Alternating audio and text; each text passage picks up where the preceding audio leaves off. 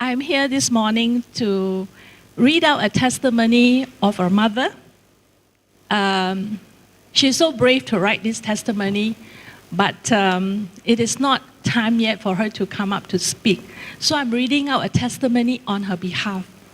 So my journey as a parent to a child with SSA did not begin with a come out of a closet moment. It happened so gradually, spanning over years. It started with a few disturbing questions from my child. As parents, we stumbled in the dark to make sense of our faith, values, beliefs, and what our child was telling us. We turned to church pastors, who were sometimes genuine and kind, but nevertheless somewhat clueless or ill-equipped to help. Their attempts fizzled out what they could not make sense of it. They thought time would sort everything out, thinking this was just a phase. Perhaps relief, this would buy them time to come up with a more appropriate response later. Or perhaps just relieved, we did not ask any more. As the parent, I hoped the same, but time did not change things. Instead, the situation, prayers, anxiety grew more urgent and desperate. So we stumbled about in dark, some more on our own, and sought help, support, and answers from others. As it became clearer we were dealing with SSA, among other things, I ran the gamut of grief, from denial, anger, bargaining, depression, and acceptance. I added a few in that list too. For me, this brought anguish, guilt, blame, shame, and confusion. There were blaming and guilting of others and myself. Whose fault was it? Was it something we did or did not do? Did too little or too much? Perhaps I did not fast and pray enough. What demonic chains and strongholds have I not rebuked and cast out? What devils have I not bind and cast out? Like the man in the Bible, I wondered, was it because of the sin of the parents or my child's sin? But those are the natural paths we go to in our minds. Whose fault is it?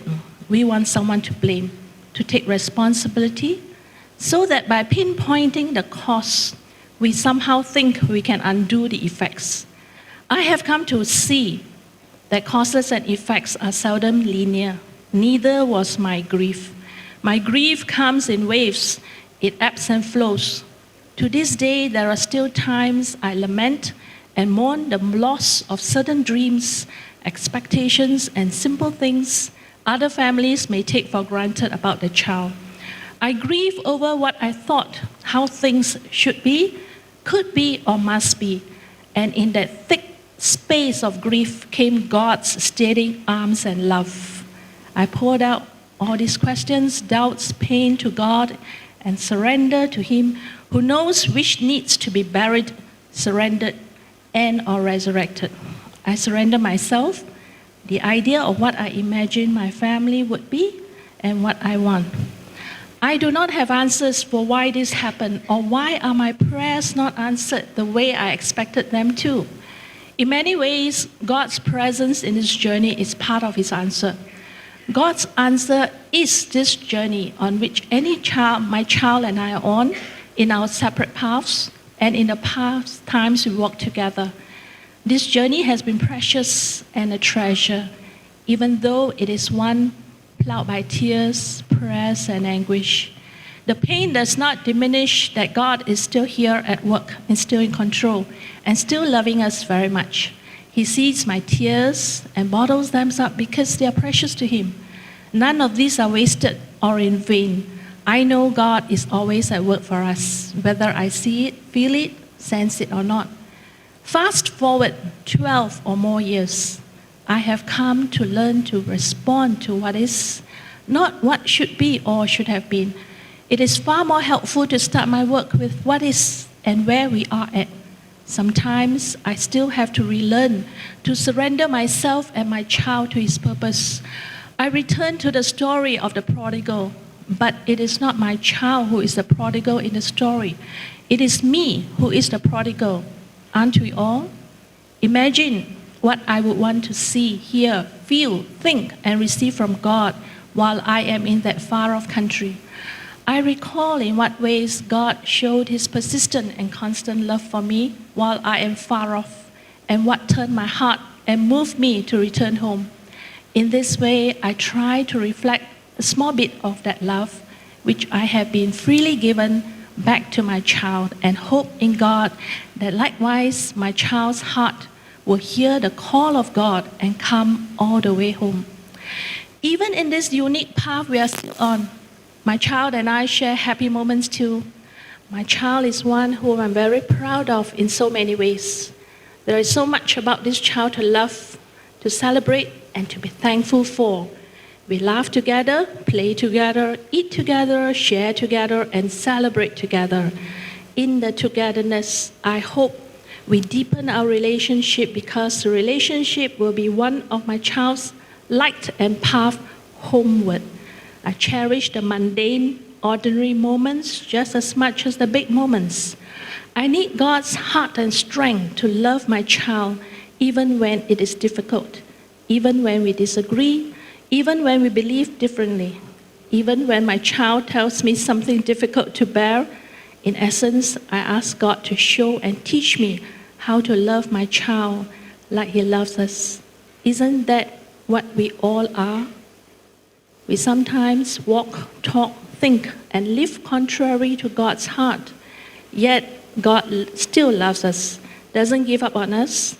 God finds ways to show He still loves us, all without compromising on His standards nor slamming it down on us. I want to know, I need to watch how my Father does this and do likewise. To the mother who is here this morning, 加油. Amen.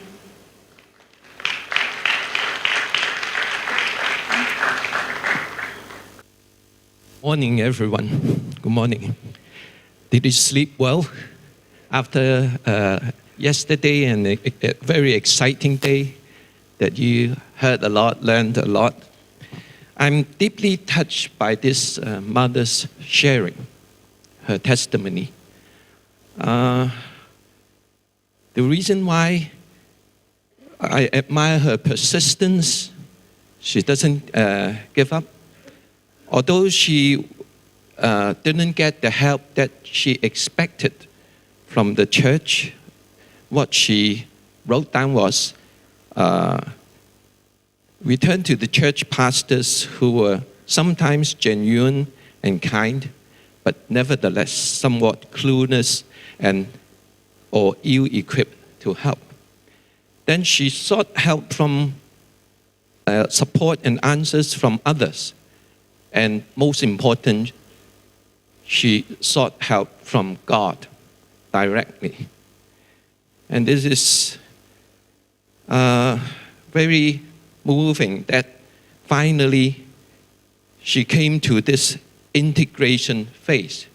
Now, usually when parents find out that the children have this LGBT problem, the first stage they go into is usually the disintegration phase.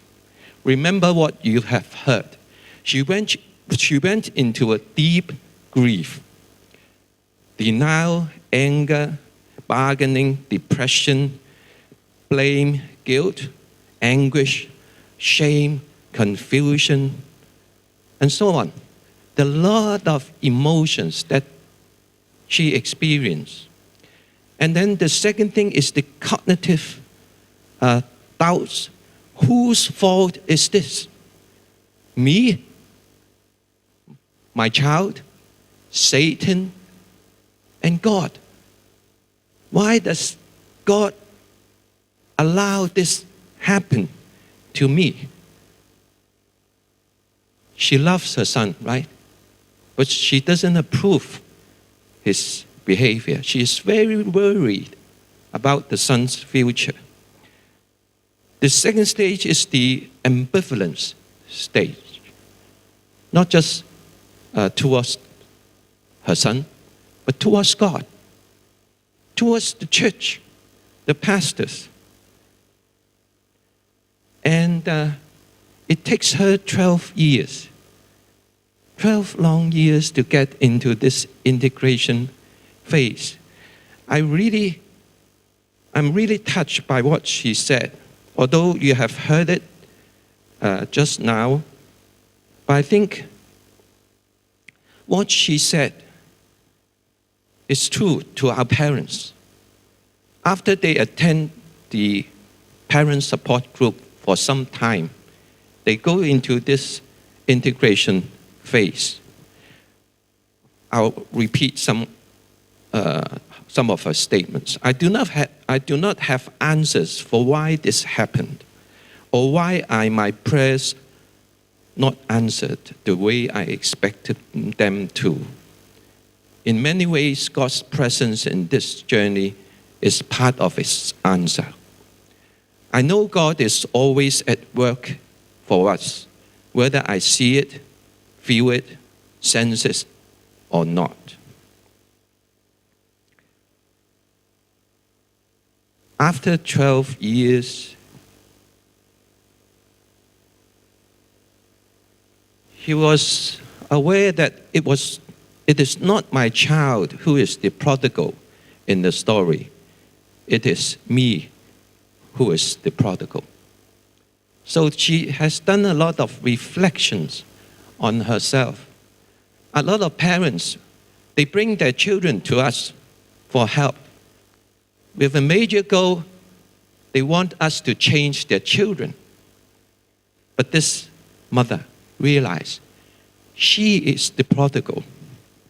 She recalled the ways that God showed His persistent and constant love for her while she was far off, and what turned her heart and moved her to return home.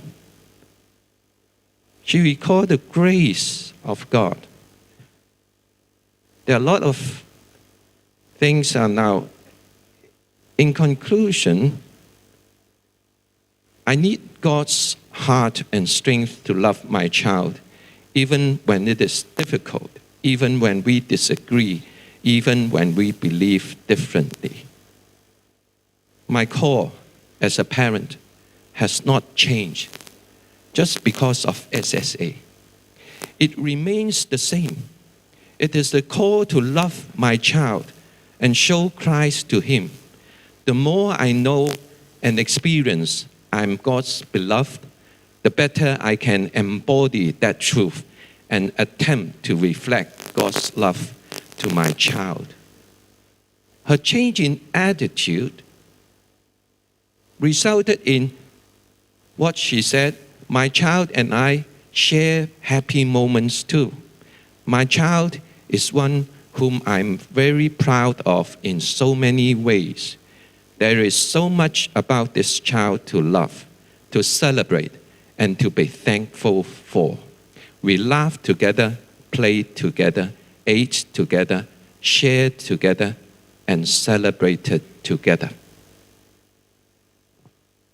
Wow. Great, right? We should thank God for what He has done. And it's difficult. I mean, the process itself is very difficult. Now, my topic today is church role in pastoring the LGBT affected families.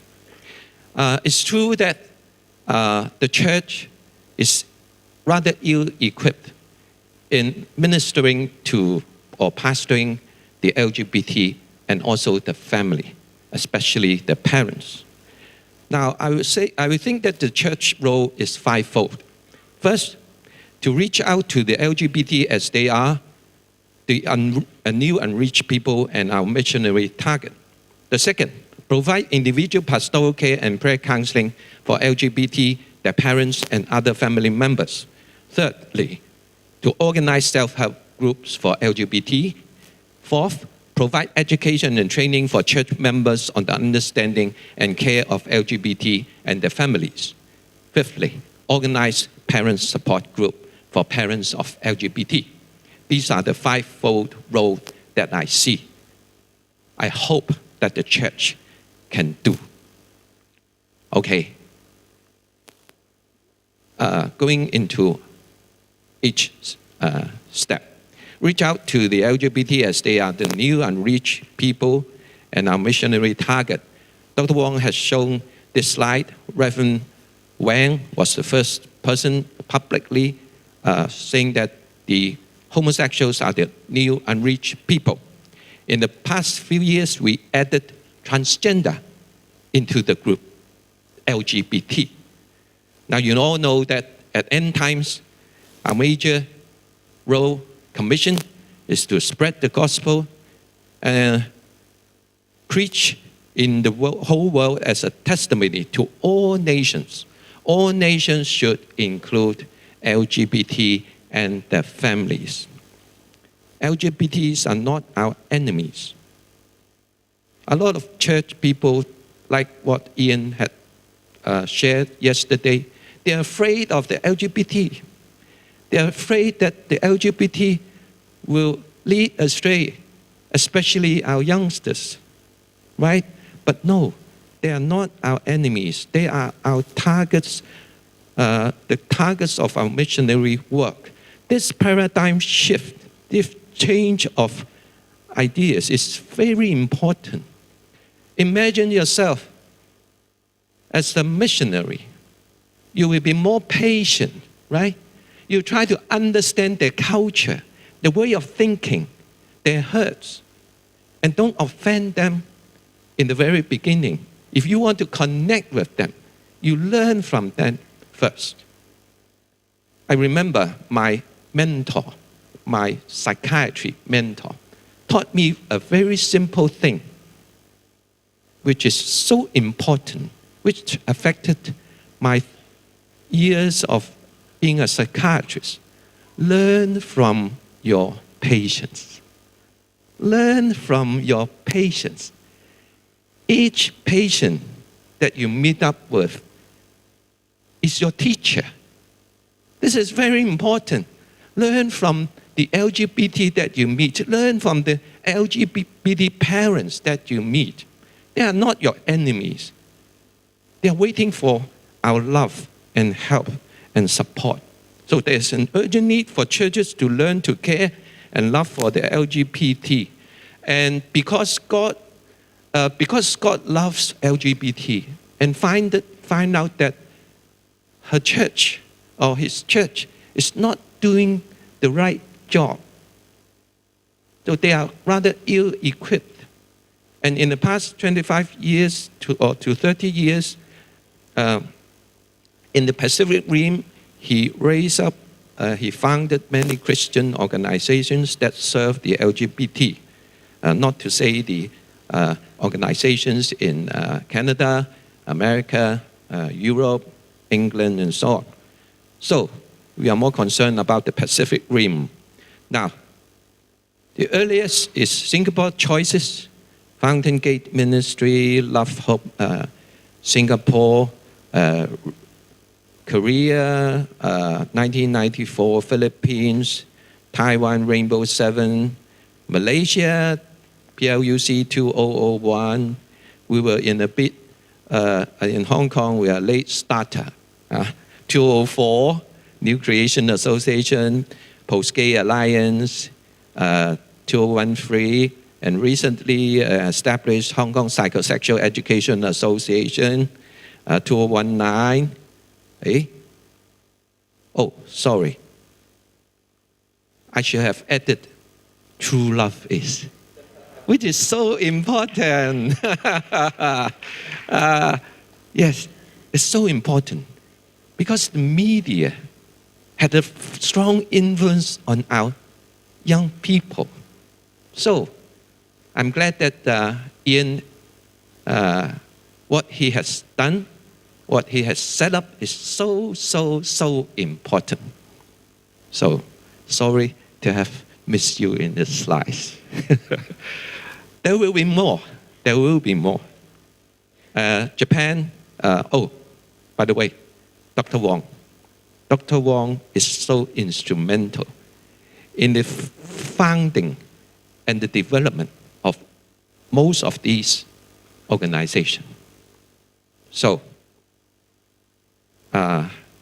Please give a big applause to Melvin. Even in the founding of the New Creation PGA, I think Dr. Melvin had done a very good job encouraging us in the formation of this organization. Now, the reason why I wear this T-shirt, okay, this is the vision and mission of Post-Gay Alliance.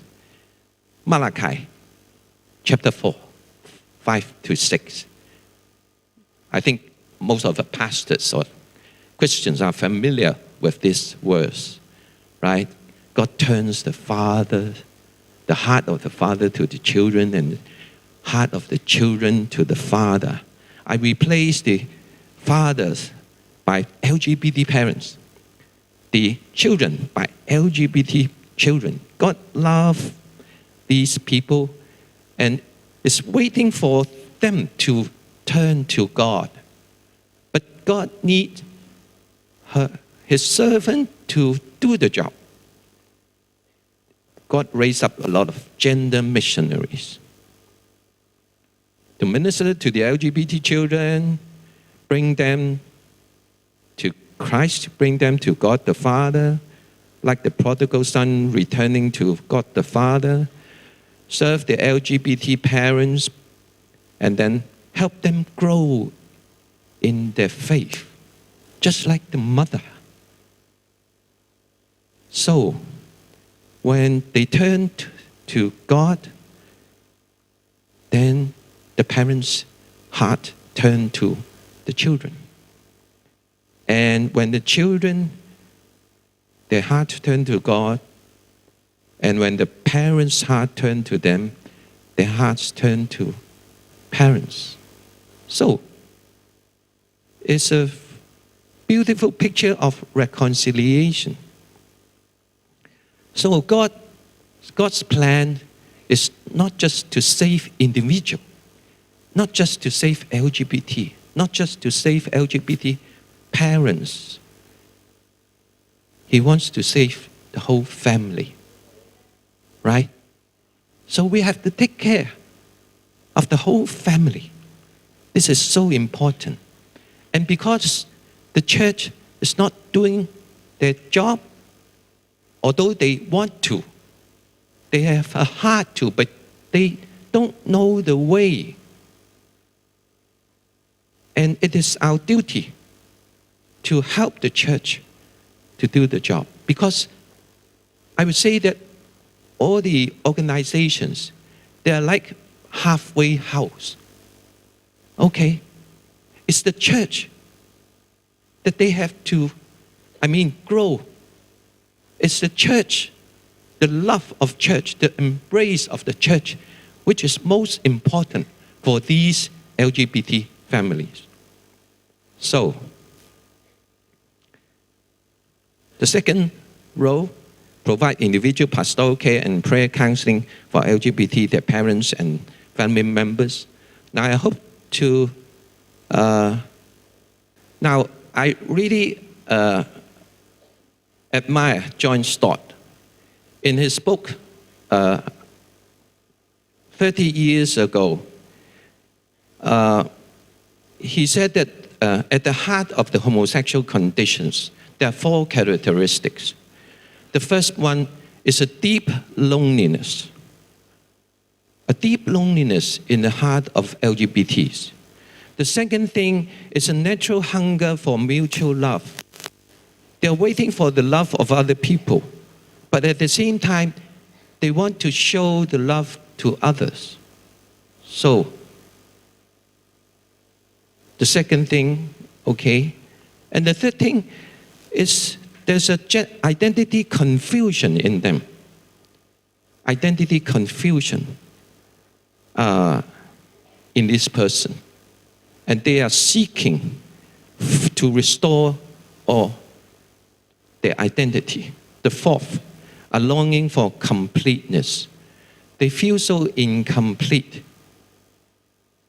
And through the same-sex relationship, the love that they get from the same sex, they want to complete themselves. So these are the four things quite characteristic of homosexuals. But at the same time, I would say it also applies to transgender or those with gender confusion.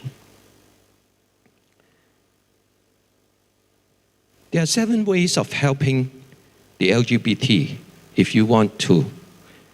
First is a regular one-to-one care and love from pastors, mentors, and spiritual parents. This is the top priority. They need a one-to-one relationship, whether it's a spiritual parent, mentor, or pastor. The second, we need to search the root causes of their transgender or their SSA. We find the root cause. It's usually because of trauma, psychological trauma, or relational trauma, or sexual abuse. All our relational traumas, whether it comes from family or from peers, classmates, abuse, and so on. Or from the society, the discrimination, the rejection from the churches. So these hurts need to be dealt with. It's very important, not just to focus on the same-sex attraction, but the early hurts do contribute to the formation of this transgenderism or homosexuality. Thirdly, to restore family relationships through forgiveness. The original family, we have to help them forgive and rebuild and restore the relationships. This is very important for them. Fourthly, self-help groups, to set up self-help groups. Fifth, friendly churches allow them time to grow. Friendly churches, as Ian had said, is open. We welcome these LGBT to come to our church. It's a safe place. We know that you need love and care. You need parents. You need pastor who care for you. You need someone who can journey through your life with you, be your companion. These are so important. And we allow time for you to grow, because healing trauma takes time. You're not just deleting a bad program and reinstalling a good code program into your computer. Don't give them deadlines. They need time. You should ask yourself, I think everyone had experienced trauma. How long does it take your trauma to heal? Maybe until now, after 10 years, you have accepted Christ. You still haven't overcome that trauma. So, if that is the case, how can you expect the LGBT to change suddenly within a short time? So, 6, establish healthy, mutually supportive relationships with non-LGBT in churches. They need to have heterosexual friends. They don't just need other SSA or transgender. The acceptance by other SSA or transgender are important, but they also need others, quote and unquote, normal people. They feel inferior to heterosexuals in general. And if they have your support, have your love, care, and feel that they are equal to you, then the shame diminish. So it's very important. And lastly is the professional counseling and psychiatric treatment. Sometimes they have depression, anxiety disorder, or even sexual addiction and personality problem or disorder that they need a specific psychiatric treatment. It's true. Sometimes they have to go through all these. And I would say from 1 to 6 is what? It's a home of love. They need that before they can be totally healed or set free. Care for LGBT as a pastor, mentor. If you want to be one of these, a pastor of LGBT, a mentor, a spiritual parent, you have to understand and to listen to their story first. Now, parents of LGBT might be absent or distant, not providing emotional support, blaming, critical, punitive, violent, guilt-inducing, controlling, possessive, lacking boundaries or discipline. So you have to listen to the story. What they are lacking, you try to give it to them. They are like orphans waiting for adoption. What can we do? Nurture with love. 9 principles. Be present and always available. Humbly listen and understand. Provide continuing emotional support. Positive communication. More acceptance, affirmation, approval. Set healthy boundaries and discipline. Speaking the truth in love and hope. Respect their choices. Let go but never give up. Now, this is very ideal, right? If I say this to you, wow, too demanding. How can it be done? How can it be possibly be done? Now, as I counted, I have 8 SSA spiritual sons and 2 spiritual daughters that I need to have regular meeting, either on one-on-one basis or with another helper. So I have 8 sons and 2 spiritual daughters. One is a transgender, one daughter is transgender, one daughter is a lesbian. Now, of course, I cannot spend so much time with them. Usually, every month, I see them one-on-one. Counseling, prayer, just chat and have fun, and so on. Care for their whole person. They need that. Some of them, they need rituals of adoption. Okay?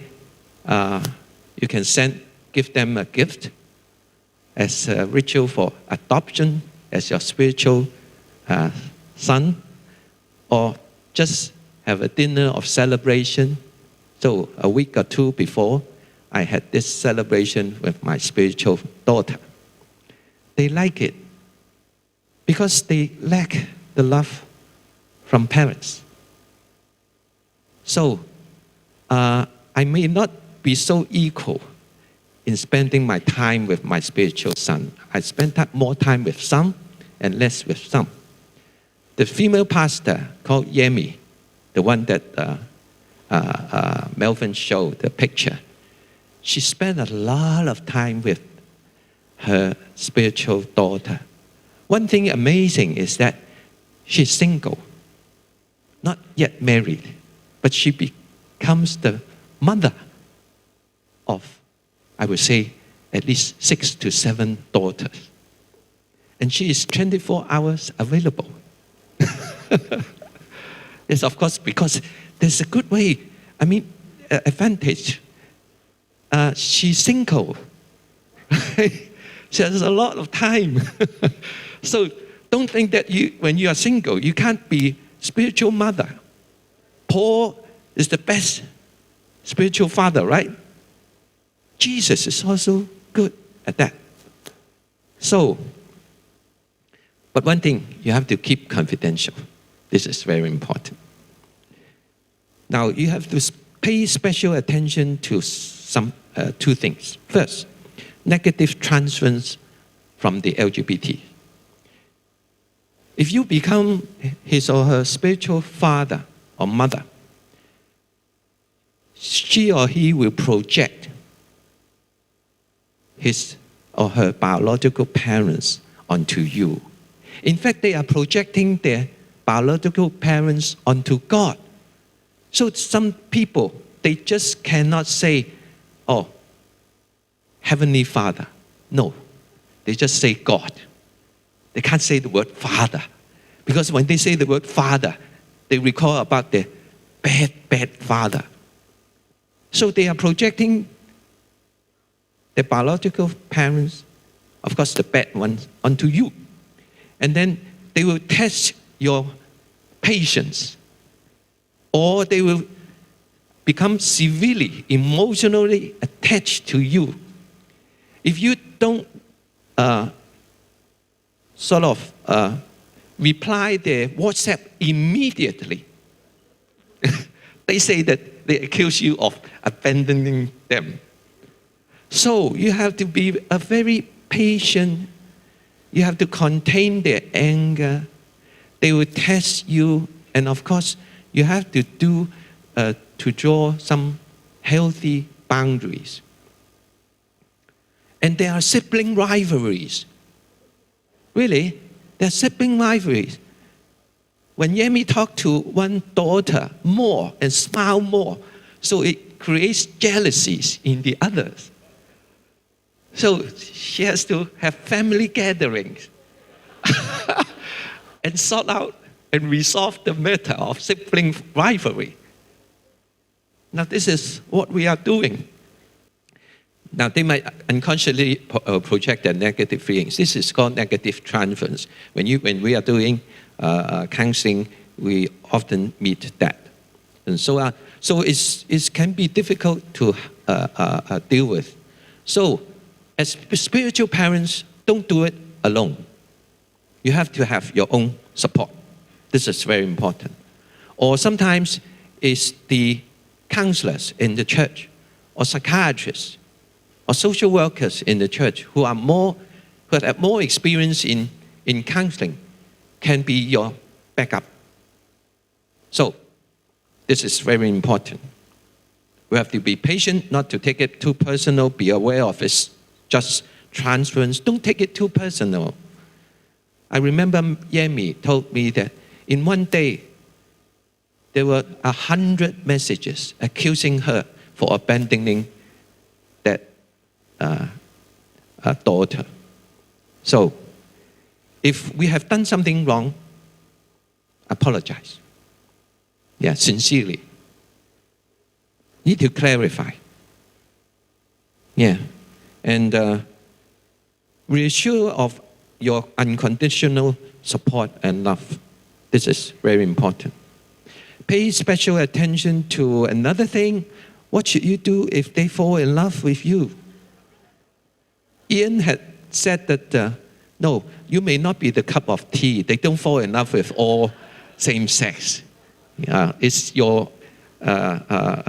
distorted belief. They don't. Now, I've been helping homosexual or gays for more than 35 years.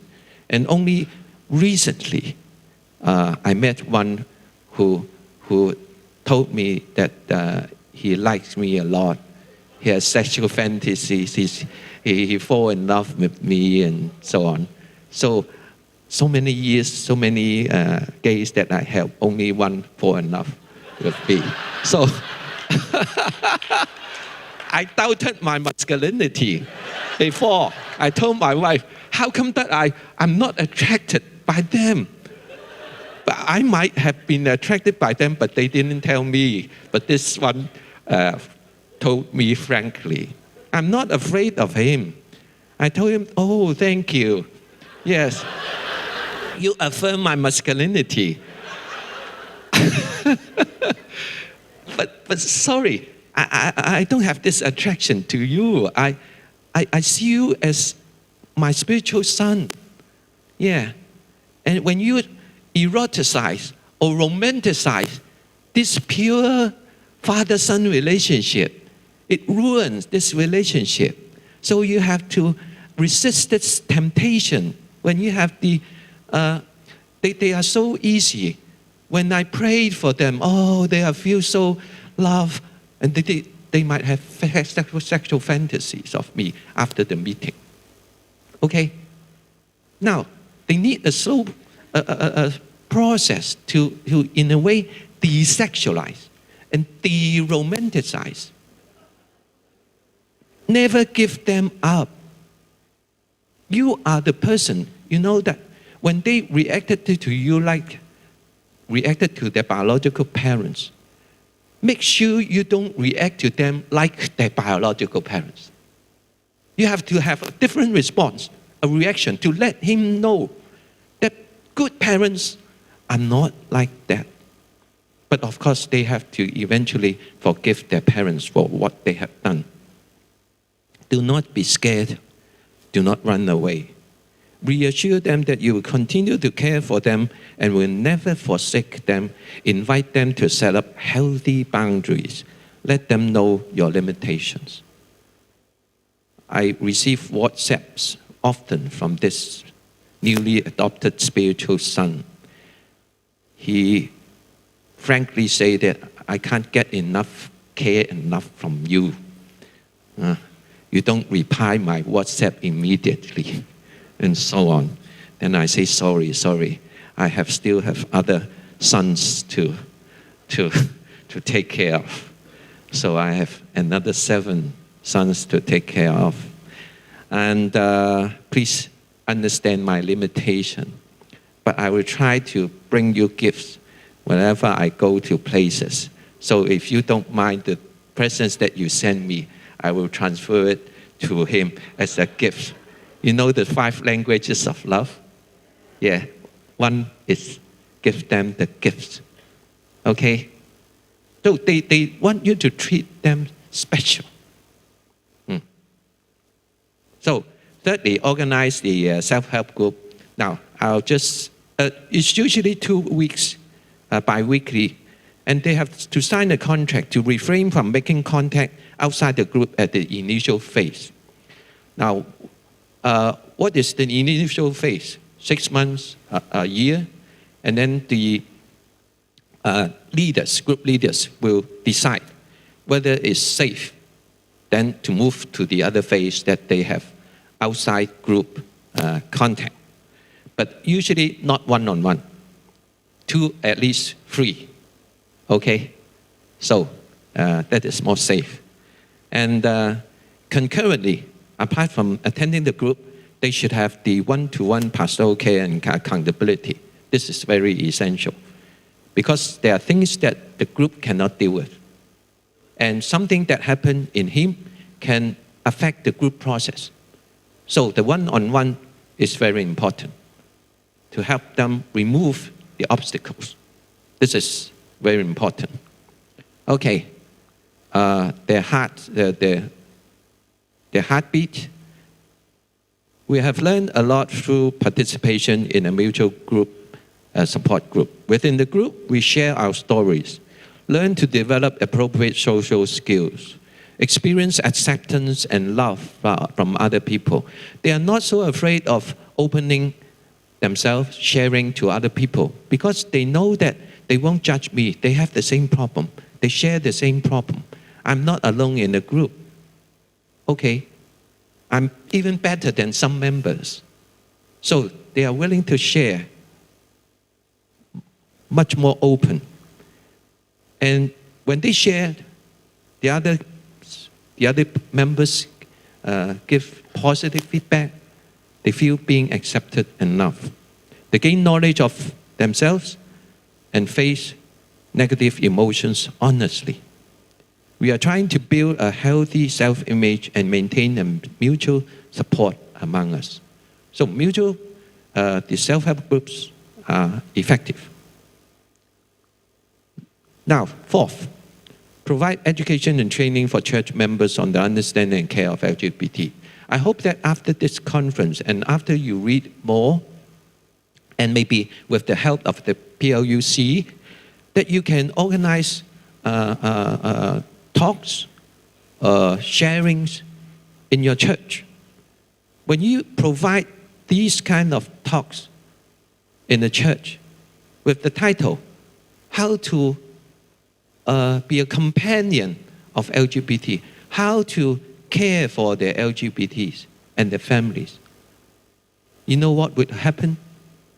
Those who hide among you, the LGBT that hides among you, they know that you love them, right? They will come out and really come home. You know that the younger son, the prodigal son, left home, right? But the older son also, he has also left home in the heart, right? Not in person. So you have to help them come out and really be at home, safe. This is so important. It's not just educating the understanding, just cognitive understanding. So if you think that being a spiritual father, mother, mentor, or pastor is a too heavy a job that you won't be able, too heavy a burden that you won't be able to accept, just be a companion of them. Connect. Be their friends. Eat, shop, talk, chat, do what they like, and so on. Pray, establish friendship. Second, care. Care as a person, not just on their orientation. Whole person care. Once you do the 2 C's, then something might happen, change. They might be able to grow. Only love can help a person grow. The experience of love, not the knowledge, just the knowing of love. This is so important that I think a lot of people can do. I hope that after the talk, you are being desensitized. Your fear of LGBT are desensitized. Okay, you are more open to them. So there are a lot of readings that you can do. These are the PGA book lists in PDF that we can give it to you. I'm sorry that some are in Chinese, some are both in English and Chinese. So these are post-gay testimonies in Chinese only. 覺醒, they come to awareness. Okay, there are other books. So you can read these references and get these books if you can. Now time is running short. I will come to the 5th role. Organize parent support group for parents of LGBT. Usually what we are doing in Hong Kong is we have the transgender parents group, we have the homosexual parents group. So better separate them into 2, because the transgender parents, they have more difficulties. And if you group them into one group, I think they will have more help. It's a monthly gathering. But at the same time, again, they need individual or couple care and counseling. So the pastor have to meet the couples individually, maybe in between the meetings. So monthly meetings is definitely not enough. And what we do, very simple. It's just like what we do with the LGBTs. Listen, sharing of emotions and difficulties. Encourage the group members to share this to each other. They all cried and cried. This is the normal happening in the group. So, all the deep grief or anger or disappointment or hopelessness, everything they can share freely in the group or before you. You have to listen, to pacify, to remove the guilt, shame, anger, hopelessness, and most important, to clarify the myths. There are a lot of misunderstanding about the parents of LGBTs. It's inborn, it's normal, it cannot be changed. It's their choice. Some parents are angry with their gay child, gay son, that they choose to be gay.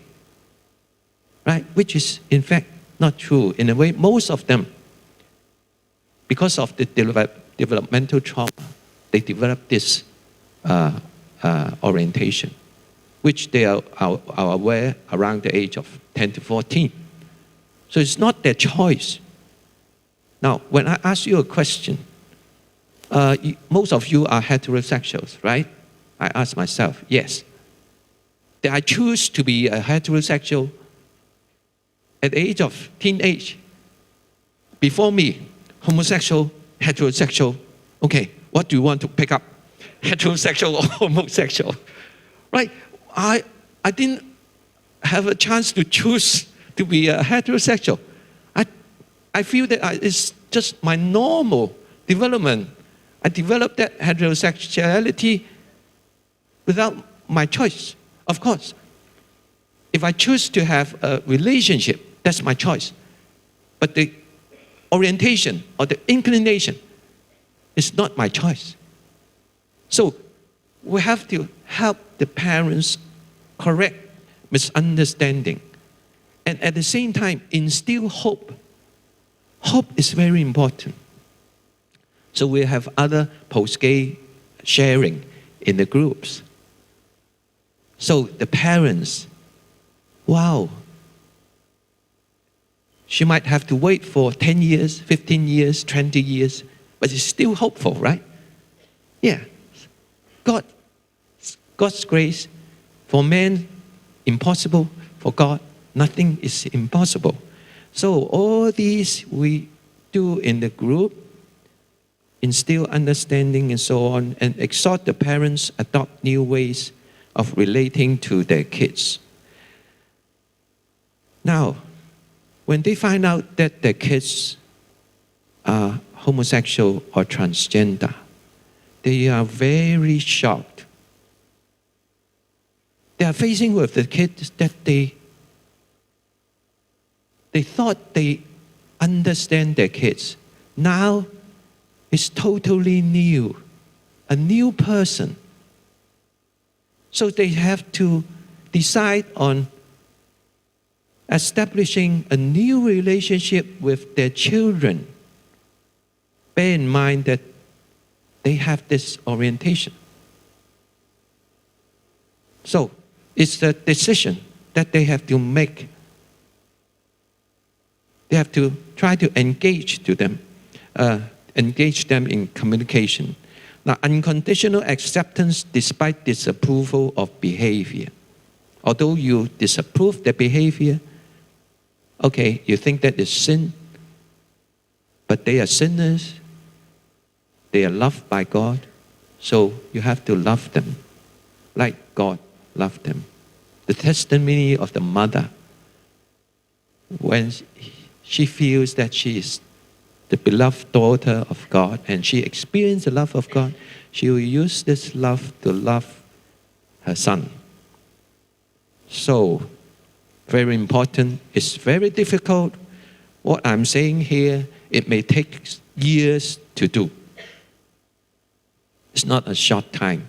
But usually from our experience, for some parents, 1 year is enough. They can almost go into the integration phase. But mostly it's 3 years. 3 years.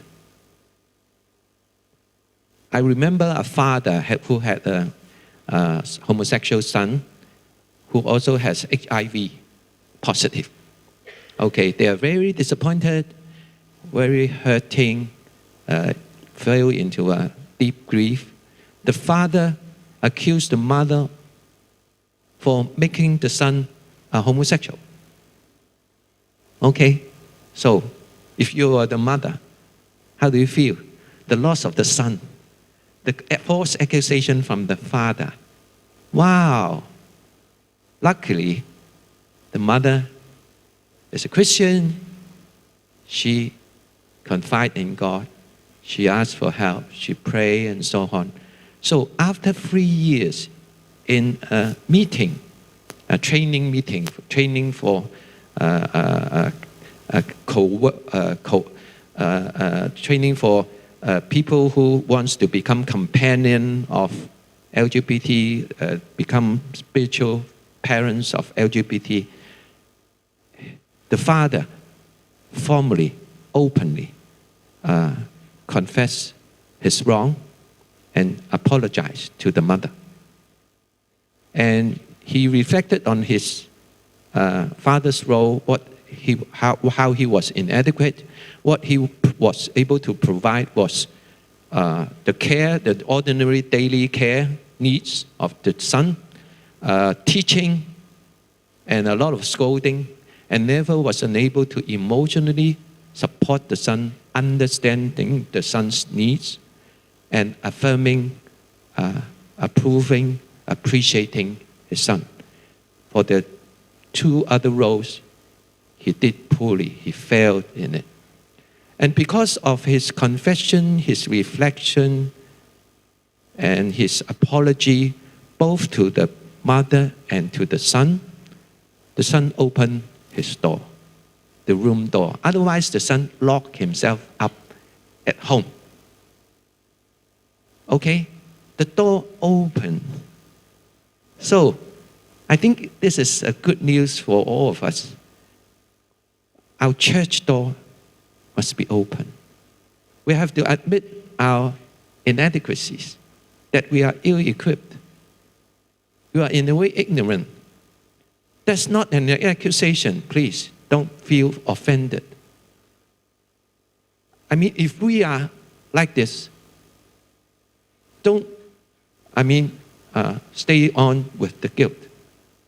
But move on to open the door, to welcome them. Okay, they need to take care of themselves. Don't be a co-addict. Have you heard of the word co-addict? If the parents focus too much on the children and neglect other things, or even neglect other siblings, and when the son is happy, you are happy. When the son is sad, depressed, you are depressed. You are so enmeshed with the son. You are in a way, you are becoming an addict. The addiction is your son or your daughter. So you have to, in a way, step back a bit. Take care of yourself. Take care of your relationship with God. You're getting support from other people, from church, pastors, and so on. Go jogging. Eat better. Go for overseas trip, sightseeing trip, and relax, and so on. So you have to take care of them, of yourself. Get social support and other. Don't accuse the spouse.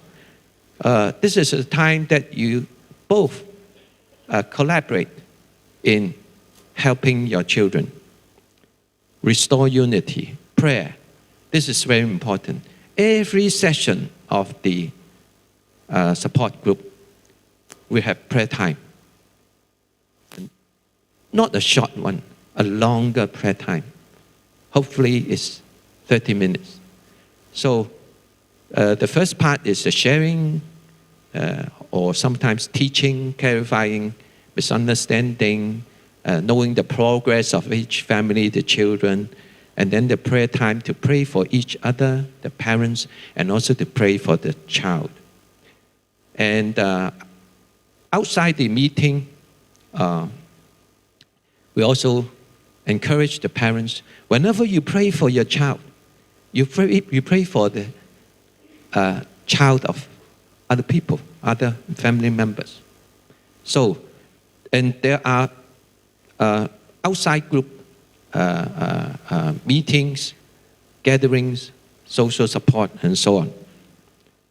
So this is stories of parents with transgender children. Very worth reading.